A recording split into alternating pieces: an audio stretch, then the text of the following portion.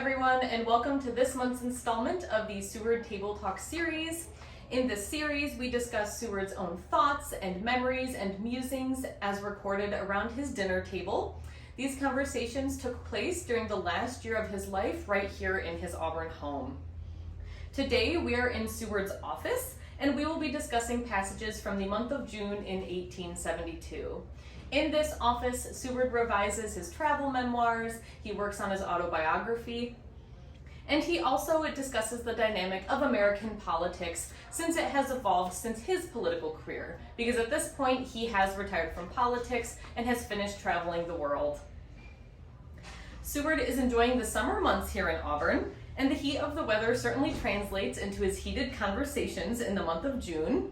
This month is filled with especially strong convictions on the trends of the United States government, particularly in the Senate, as well as compassionate musings on the nature of life, some of which relate to a personal level and Seward's own life, but most are these large reflections on a metaphorical level.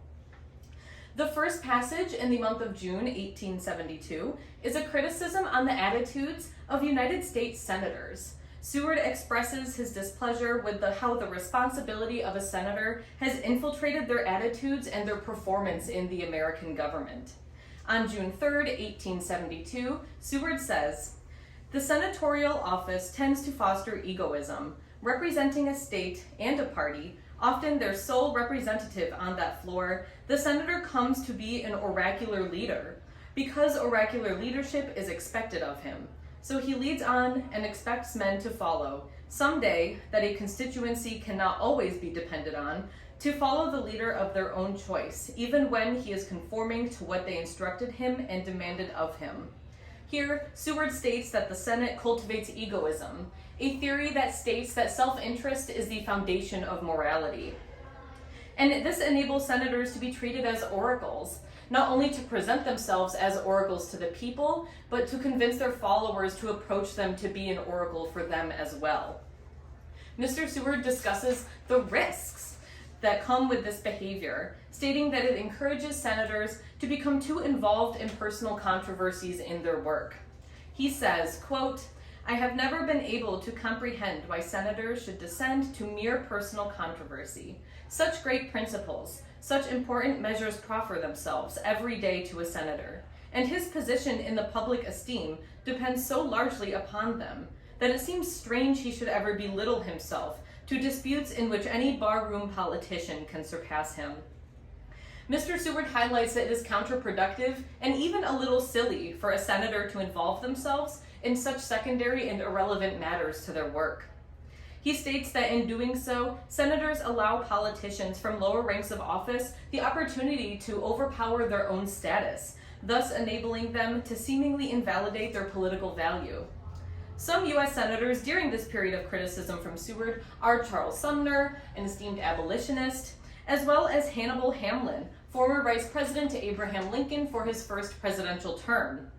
In 1872, the Senate was feeling the intensity of several partisan issues, like Reconstruction in the South, women's suffrage, as well as the continuous westward expansion of the United States.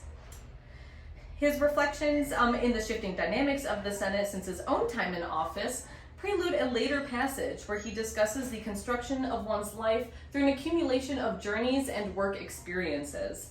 Such reflections tend to be discussed as metaphors based on the nature that he is observing outdoors right behind his Auburn home. On June 11th, 1872, Seward compares the lifestyles of wildlife to those of humans.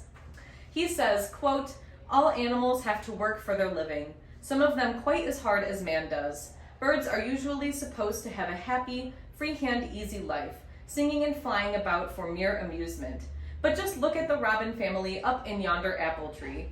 What a time they had in running about from one place to another to find a suitable summer residence. Then what hard work to build it. Every hair and twig was the object of a separate journey, and cost them the same labor that carrying a hod does a bricklayer. Whereas humans work to make a living and accumulate wealth and rank over the course of their lives, animals execute the same energy and labor only for their day-to-day livelihoods. Despite the disparity in these outcomes, Animals nevertheless work just as hard as people without ever wavering in their dedication to doing so. Seward says, quote, "Compare the kingfisher with yonder fisherman, or that bumblebee with the reaper around whose head he is buzzing, and you will see that each of them has to work 8 or 10 hours a day and gets nothing but a bare living by it after all." The construction of a livelihood on which he comments is also playing out right before his eyes in his Auburn home.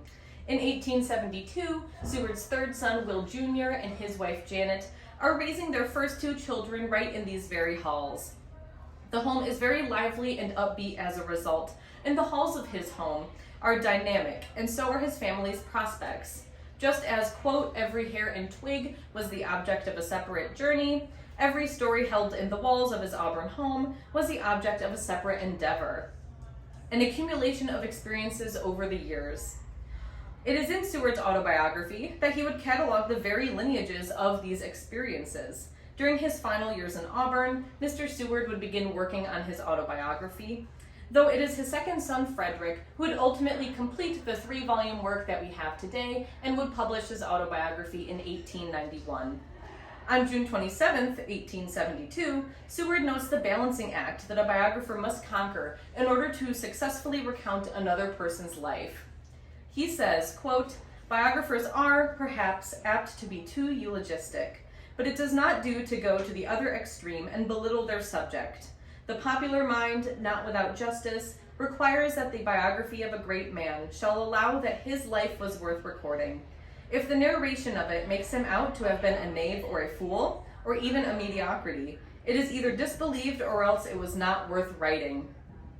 Not only does Mr. Seward reflect deeply on the musings of a passing life and the wisdom of hindsight in these summer months, but he also observes the value of reflecting on a particular life, of fulfilling the duty of biographer and illustrating a person's life for the posterity of their character and their developing legacy over the years. This is a responsibility that his son Frederick would soon inherit following Seward's passing just 4 months after these entries. The final passage recorded in the month of June is a comedic anecdote about an American's perpetual longing for more freedom, or at least a tangible symbol to show for it. On June 28, 1872, Seward recalls that, quote, "John Adams had a thorough appreciation of those noisy patriots who love to celebrate victories after they are won, much better than to take any hand in the fighting for them. One of these came to him one day with a subscription paper to erect a liberty pole on the green, like those round which the Whigs rallied during the Revolution. 'Why do you want it?' asked Mr. Adams. 'Haven't we carried the day and got our independence now? Haven't you got all the liberty you want?' 'Yes,' replied the patriot, rather reluctantly.